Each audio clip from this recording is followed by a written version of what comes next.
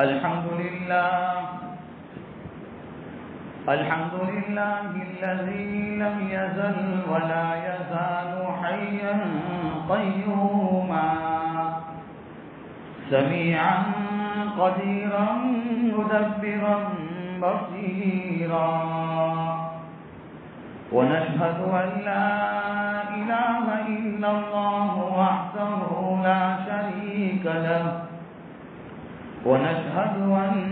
سيدنا وسندنا ونبينا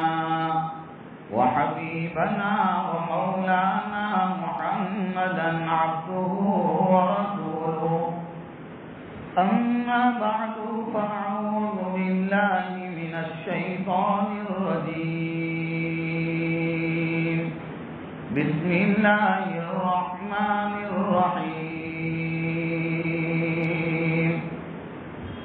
إن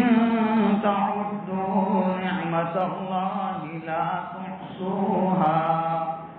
صدق الله العظيم اللهم صل على سيدنا محمد وعلى آل سيدنا محمد وبارك وسلم معزز علماء کرام، بزرگان محترم، گھروں میں بیٹھ کر سننے والی اسلامی مائیں اور بہنیں، اس روئے زمین پر حق تعالیٰ جل شانہ نے مجھے اور آپ کو بے شمار نعمتوں سے نوازا ہے۔ دنیا میں اللہ تعالیٰ نے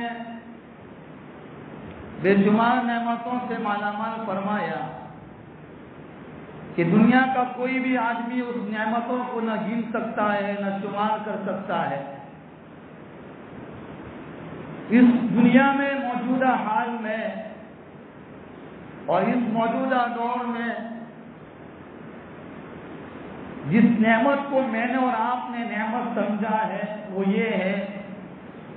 کہ اگر کسی کے پاس بہترین کھانے پینے کی چیزیں میسر ہو، سفر کرنے کے لیے بہترین گاڑی کا انتظام ہو، رہنے سہنے کے لیے بہترین مکان کا انتظام ہو، تو آدمی سمجھتا ہے کہ میرے پاس نعمتیں ہیں۔ حالانکہ میرے اور آپ کے بدن کا ہر بال یہ اللہ کی نعمت ہے۔ مختصر زندگی میں اللہ تعالیٰ نے بے شمار نعمتیں عطا فرمائی، جس کے بارے میں قرآن اعلان کرتا ہے ان تعدوا نعمت اللہ لا تحصوها۔ محققین نے یہ بات لکھی ہے کہ اگر کوئی آدمی سمندر میں پانی کے قطروں کو گننا چاہے تو گن سکتا ہے، ریتیلے میدان میں ریت کے ذرات کو گننا چاہے تو گن سکتا ہے، لیکن اللہ تعالیٰ نے جن نعمتوں سے، جن احسانات سے اپنے بندوں کو نوازا ہے، مالا مال کیا ہے، بندہ پوری زندگی ختم کر دے گا لیکن وہ رب کے احسانات کو، اس کی نعمتوں کو نہ گن سکتا ہے نہ شمار کر سکتا ہے۔ قرآن کا اعلان ہے۔ جمعہ کے اس مختصر وقت میں ایک ایسی نعمت کے بارے میں توجہ دلانا چاہتا ہوں کہ دنیا میں ہر ایک آدمی، ہر ایک نوجوان جب اس کی عمر نکاح کی عمر ہو جاتی ہے اور جب وہ کسی لڑکی کے ساتھ اپنا نکاح کر لیتا ہے تو ہر ایک شادی شدہ آدمی کی یہ نیت ہوتی ہے کہ اب میری گود اولاد کی نعمت سے مالا مال ہو جائے۔ دنیا میں ہم نے ہزاروں کی تعداد میں ہم نے لوگوں کو دیکھا، ہم نے نیوز اور سماچار میں لوگوں کی خبروں کو پڑھا کہ ایک آدمی وہ ہے جس کے پاس رہنے سہنے کے لیے بہترین مکان کا انتظام ہے، دنیا کی ساری عیش و عشرت کی اور آرام کی ساری چیزیں اس کے پاس ہے، لیکن اگر اس عورت کی گود اولاد کی نعمت سے محروم ہے اور اس والدین کی گھر کی چوکھٹ اور گھرو دیوار کی तमाम चीजें औलाद की नेमत से मायूसी की जिंदगी गुजार रही है, तो उसके हाथ में गोया कि कुछ नहीं है। और आदमी इस नेमत के हुसूल के लिए इस दुनिया में बेशुमार मेहनतें करता है, दवाइयाँ इस्तेमाल करता है, हकीमों के पास जाता है, अपना इलाज करवाता है कि औलाद की नेमत से मेरी गोद भर जाए, मेरे घर के अंदर भी औलाद की नेमत आ जाए। कुरान में करीम में अल्लाह ताला फरमाते हैं, यहबु लिमन यशाउ इनासा व यहबु लिमन यशाउ ज़ुकुर औ युज़व्विजुहुम ज़ुक्राना व इनासा व यजअलु मन यशाउ अक़ीमा। अल्लाह फरमाते हैं, यहबु लिमन यशाउ इनासा,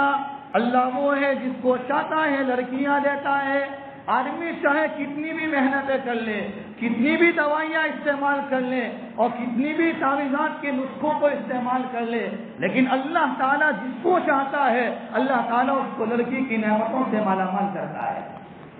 वयहबु लिमन यशाउ ज़ुकुर, अल्लाह चाहता है जिसको अल्लाह ताला उसको लड़की की नेमत से मालामाल करता है। औ युज़व्विजुहुम ज़ुक्राना व इनासा, जिसको चाहता है लड़का भी देता है लड़की भी देता है, दोनों नेमतों से मालामाल करता है। वयजअलु मन यशाउ अक़ीमा, वो चाहता है अगर वो न चाहे और सारी दुनिया की दवाइयाँ इस्तेमाल कर ले और सारे मज़ारों पर जाकर हम कितनी भी तावीज़ात को इस्तेमाल कर ले, कितने भी नुस्खों को इस्तेमाल कर ले, आदमी की जिंदगियाँ ख़त्म हो जाएगी। अगर वो नहीं चाहता है तो औलाद की नेमत कोई नहीं दे सकता है। लेकिन जिसके पास ये नेमत है उसके बारे में शरीयत ने हमें क्या पैगाम दिया है, क्या सबक दिया है। फरमाया, जिसके घर में अगर बच्चे या बच्ची की नेमत आ जाए सबसे पहले उसको अल्लाह का शुक्र अदा करना चाहिए, वरना लोग इस नेमत के हुसूल के लिए इतनी मेहनतें करते हैं और इतने दांव-पेच करते हैं कि कभी कभी वो अपना ईमान को बेचने के लिए तैयार हो जाता है, अपना ईमान भी बेच देता है। बस तमन्ना एक ये होती है कि मेरी गोद औलाद की नेमत से मालामाल हो जाए।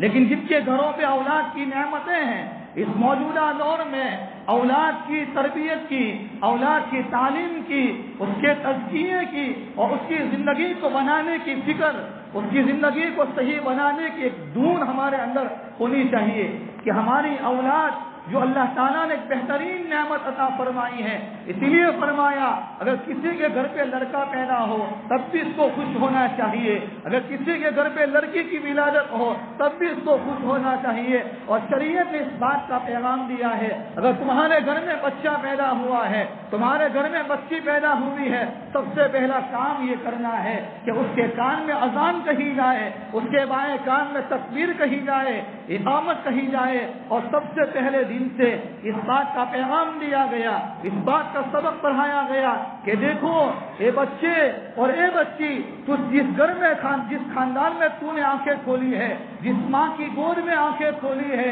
जिस समाज और सोसाइटी में आंखें खोली है, न वो खानदान बड़ा है, न वो कबीला बड़ा है, न वो गांव बड़ा है, न वो माँ की गोद बड़ी है। अगर सबसे बड़ी जात है वो अल्लाह की जात है, वो अल्लाह की रुबूबियत है, वो उसकी कुदरत है, वो उसकी ताकत का मालिक है, वो जिसको चाहता है नेमतें देता है। लेकिन अजान कहवा कर और उसके कान में अजान के कलमा सुनवा कर के बाद का पैगाम दिया गया है कि जिंदगी इस तरीके से गुजारना है। अजान भी हो गई है, इकामत भी हो चुकी है, जिंदगी इतनी मुख्तसर है, इतनी छोटी जिंदगी है कि तेरी नमाज जनाजा बाकी है।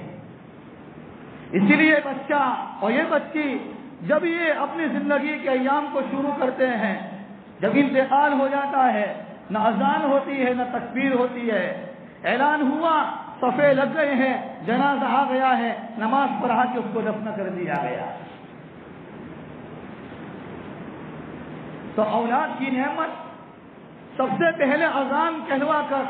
और अजान के कलेमात उसकी जिंदगी में डालकर اس کے کانوں کے ذریعے سے اس کے دل میں یہ بات کو جمایا گیا ہے کہ تمہارا پیدا کرنے والا خالق و مالک وہ اللہ کی ذات ہے، اللہ سب سے بڑا ہے۔ پہلے ہی دن سے اس کے دلوں کے اندر اللہ کی ربوبیت بتائی گئی ہے، اللہ کی وحدانیت بتائی گئی ہے، اللہ کی توحید بتائی گئی ہے کہ کوئی چیز بری نہیں ہے، بڑی ذات ہے وہ اللہ کی ذات ہے۔ یہ پہلے ہی دن سے ہمارا پیغام ہے، یہ سبق ہے۔ اور اس بات کا پیغام دیا گیا کہ دنیا میں تو آیا ہے،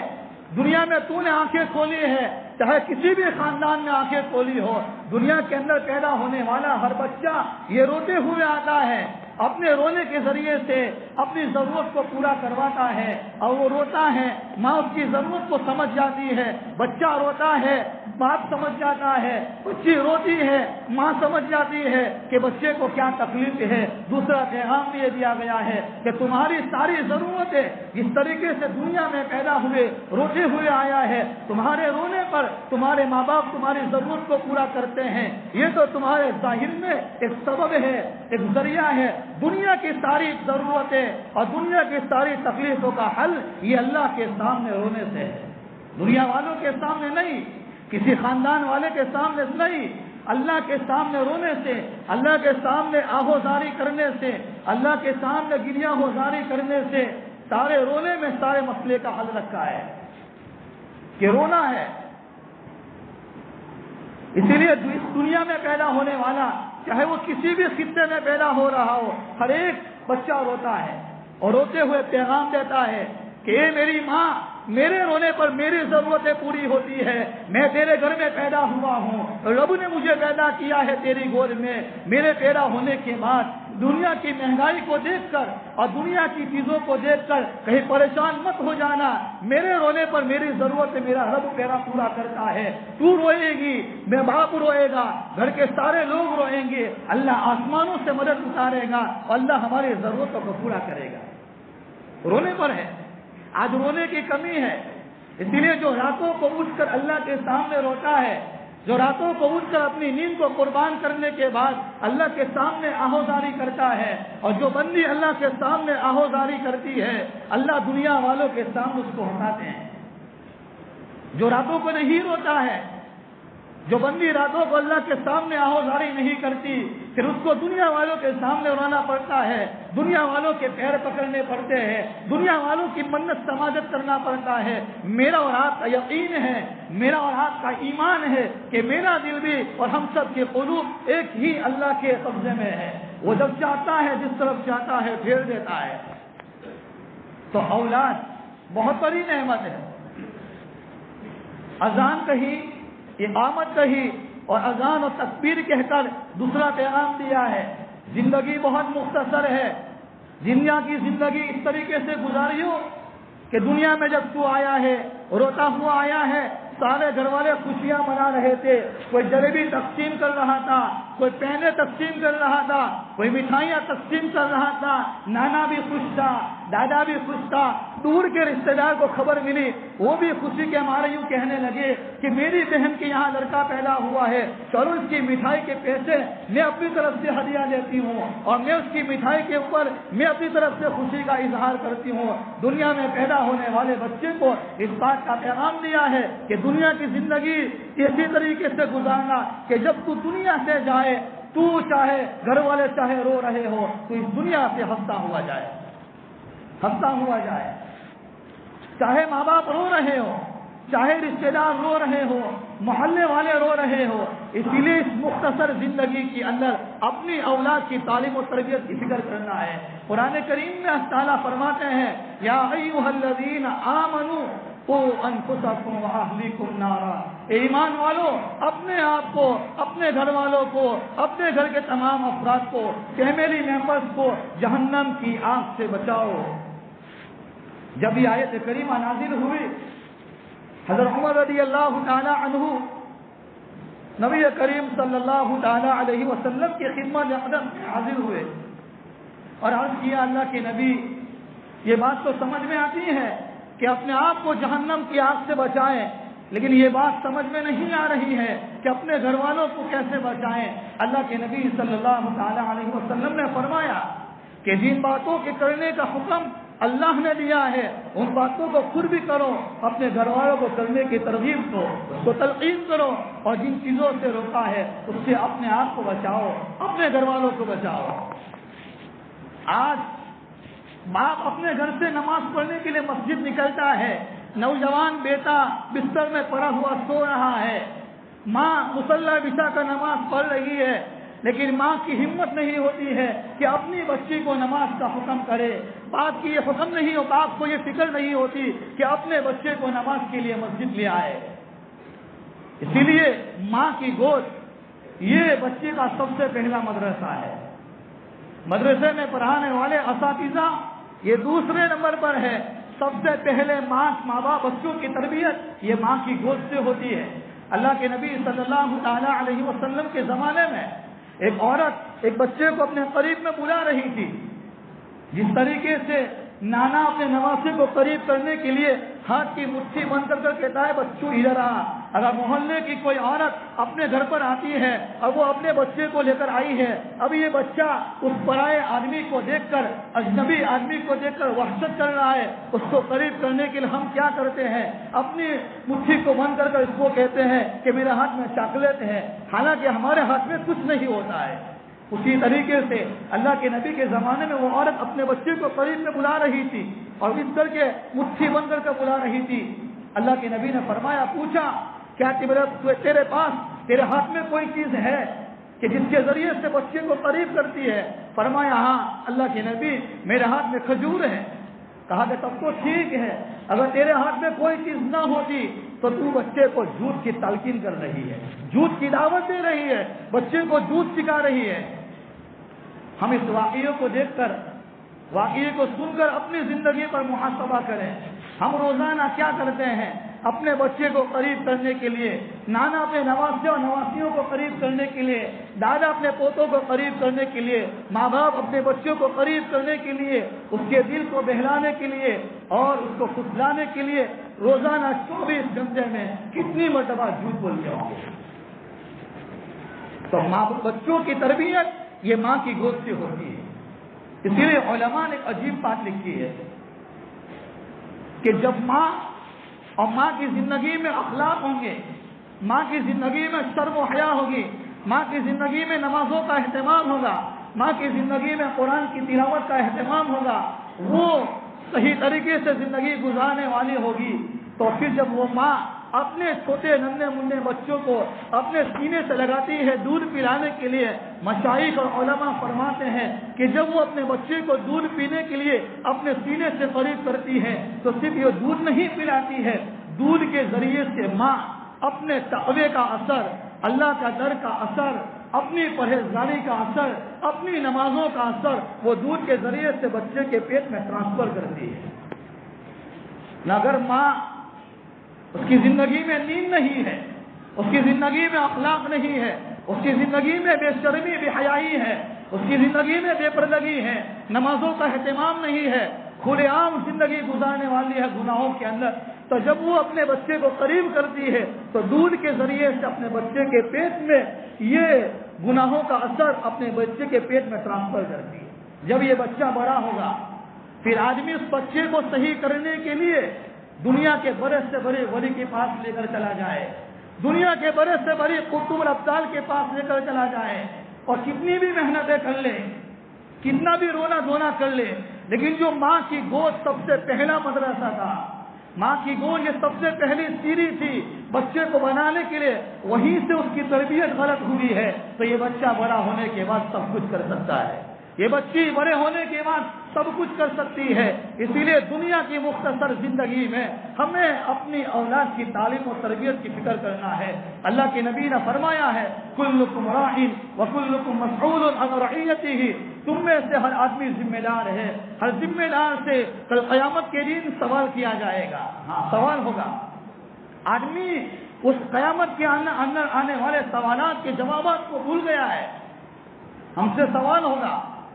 یہ نہیں کہ شادی ہو گئی، اولاد ہو گئی، اس کو بہترین سے بہترین کھلا لیا، بہترین سے بہترین کپڑے پہنا لیے، سب کچھ کھلاؤ، سب کچھ پہناؤ، لیکن یاد رکھو شریعت کی حدود میں رہ کر اور اس کی تعلیم و تربیت پر ماں باپ کی کڑی نظر ہو۔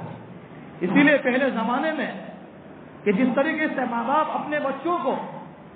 ہر 15 دن میں، ہر مہینے میں ایک مرتبہ، کبھی 15 دن میں ایک مرتبہ علاقے کے بڑے بزرگوں کے پاس لے جاتے تھے، مشائخ کے پاس لے جاتے تھے، علماء کے پاس لے جاتے تھے. کیوں؟ کہ جب ان کی نظر پڑے گی، ان کی صحبت میں ہمارا بچہ بیٹھے گا، اس کی زندگیاں بدل جائے گی. صحبت سالے پورا سالے کنت، صحبت تالے پورا تالے کنت. نیک آدمی کی صحبت انسان کو نیک بنا دیتی ہے. ہم سوچیں، ہم تھوڑی نگرانی کریں کہ ہمارا بچہ روزانہ مدرسہ جاتا ہے، ہماری بچی روزانہ اسکول جاتی ہے، ہمارا بچہ روزانہ ٹیوشن جاتا ہے، ہمارا بچہ روزانہ ہوٹلوں پر کھانے کے لیے جاتا ہے. اس کی صحبت کن لوگوں کے ساتھ ہے؟ یہ ماں باپ کی ذمہ داری ہے، والدین کی ذمہ داری ہے. بلکہ اگر ماں باپ اپنی زندگی میں اپنی اولاد کی صحیح تربیت کی فکر نہیں کی اور اس کی زندگی میں صحیح تربیت نہیں بنی ہے، جب یہ بالغ ہو جائے گی اور جب وہ بالغ ہونے کے بعد کوئی ایسا گناہ کرے تو اس گناہ کا ایک کھاتا اس کے ماں باپ کے نامہ اعمال میں لکھا جاتا ہے.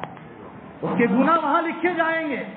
ہم یہ سمجھیں گے آج دنیا میں ایک چھوٹا سا بچہ اگر کھیلتا کھیلتا وہ چولہے کے پاس چلا جائے، گیس کی بوتل کے پاس چلا جائے، ماں سارے کاموں کو چھوڑ دے گی، باپ سارے کاموں کو چھوڑ دے گا. ایسا نہیں کہیں گے کیوں بچہ تو دور ہو جا، وہاں آگ جل رہی ہے، وہاں گیس کی بوتل ہے. کوئی زبان سے کہہ کر اپنے بچے کو نہیں بچاتا. ماں اپنے سارے کاموں کو چھوڑ دے گی، باپ بھی سارے ایمرجنسی کاموں کو چھوڑ دے گا. اس بچے کو چولہے میں جلنے والی آگ سے بچانے کے لیے بےتاب ہو جائیں گے، فکر مند ہو جائیں گے، اس کو اپنے سینے سے لگا لیں گے اور کہیں گے بچوں کہاں چلا گیا تھا،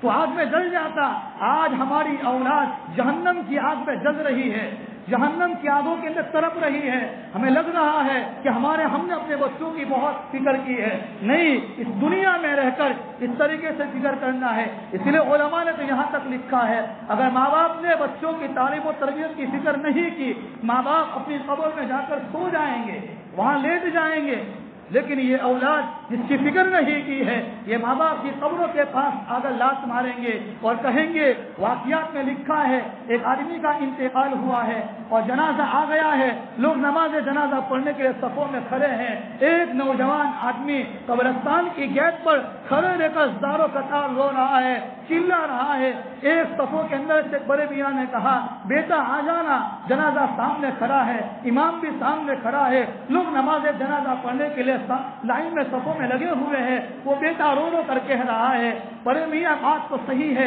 جس آدمی کی نماز جنازہ پڑھنے کے لیے تم آئے ہو وہ کوئی اور نہیں ہے، وہ میرا سگا باپ ہے. میرے باپ نے دنیا کی ساری تربیت کی ہے اور دنیا کی ساری تعلیم دی ہے، لیکن دین کے بارے میں مجھے کوئی چیز نہیں بتائی. نتیجہ یہ ہے میں میرے باپ کی نماز جنازہ پڑھنے سے محروم ہوں.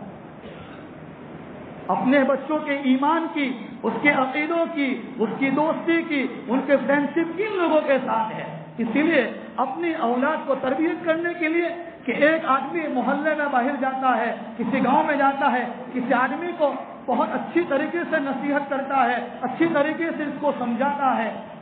لیکن جب وہ اپنے گھر میں آتے ہیں تو بیوی پر غصے، بچوں پر غصہ نہیں. جب ماں باپ اپنے گھر میں آئے، باپ اپنے کام کاج سے اپنے گھروں میں آئے، اس کو سلام کرے، بچوں کو سلام کرے. روزانہ کم سے کم 15 منٹ سے آدھا گھنٹہ اپنے بچوں کو لے کر بیٹھیں، اس کے پاس سے کارگزاری لیں،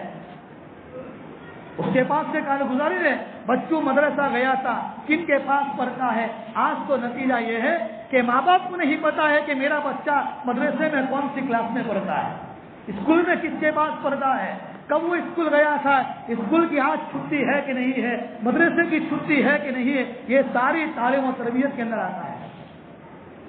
اسی لیے ماں باپ کو چاہیے کہ اپنے گھروں میں 15 منٹ کم سے کم آدھا گھنٹہ نکالے، بلکہ 1 گھنٹہ نکالے. اس میں سارے گھر والے، بیوی بھی ساتھ میں ہو اور بچوں بھی ساتھ میں ہو، سب کو لے کر بیٹھو اور اس کی تعلیم و تربیت کے بارے میں اس سے پہلے کارگزاری لو. ماں باپ کا تعلق تھوڑا فرینڈشپ ہونا چاہیے اپنے بچوں کے ساتھ، غصے سے نہیں، ایک دوستانہ تعلق ہو کہ ہمارے بچے کو کیا تکلیف ہے، ہمارا بچہ کیا چاہتا ہے. اسی لیے اس دنیا کی مختصر زندگی میں جہاں میں اور آپ اپنے ایمان کی فکر کرتے ہیں، اپنے بچوں کے عقائد کی، آج دنیا میں جو ارتداد کا ایک دور چلا ہے اور ہماری اولادیں ایمان کے دائرے سے باہر ہو رہی ہے، ظاہر میں لگتا ہے ہماری اولاد بڑی دیندار ہے، لیکن اندر سے عقائد اس کا ایمان کھوکھلا ہے۔ اللہ تعالی ہمیں اپنی اولاد کی تعلیم و تربیت کرنے کی صحیح فکر اور صحیح توفیق عطا فرمائے۔ اس کے لیے جن اسباب کی، جن چیزوں کی ضرورت ہے، اللہ وہ سارے اسباب، ساری چیزیں ہمیں نصیب فرمائے اور ہمیں اپنی زندگی کے اندر دنیا کے اندر ایمان کی سلامتی کے ساتھ باقی رکھے۔ دنیا سے جب بھی جانے کا وقت ہو، اللہ مجھے بھی ہم تمام کو ایمان پر خاتمہ نصیب فرمائے۔ آمین۔ وآخر دعوانا ان الحمد للہ رب العالمین۔